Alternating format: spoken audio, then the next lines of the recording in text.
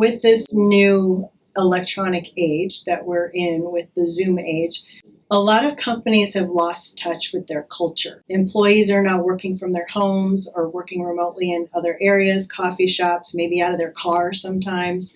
So the culture of a company can no longer really be defined. You can't pinpoint what it's like when you walk into an office or when you walk into a building and get the feeling of how things are working well or not working well, or how people are working well with one person or not the other.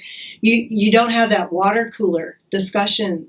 As a manager, getting having your finger on the pulse of how your employees are feeling is really, really difficult. And as somebody who's so interested in human behavior and the DISC, managers understanding what people need and how they need to be communicated to is really important in this environment.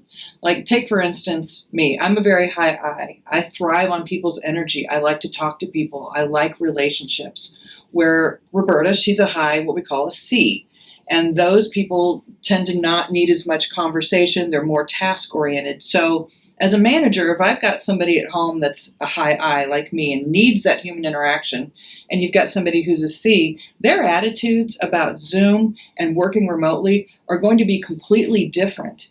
And if I start ignoring that person who needs that human interaction is out there starving, needing conversation, needing a touchstone, where the C is probably perfectly happy, not talking to anybody and doing what they need to do and being perfectly fine.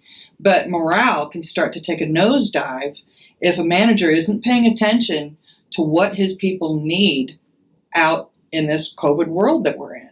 And ignoring that there is still a culture and there's still human beings out there working can be really detrimental to a company if you don't pay attention to that. And that's where the DISC can come in, and understanding what people need to communicate, how they feel valued, what they fear, and how to keep them engaged and motivated, right, to want to do a great job and to want to be, and keeping them involved. That's where that mission statement comes in. And you need to keep sharing that and keep having those team meetings and keeping people, helping to steer the ship, because if they feel uninvolved, you're going to start losing them.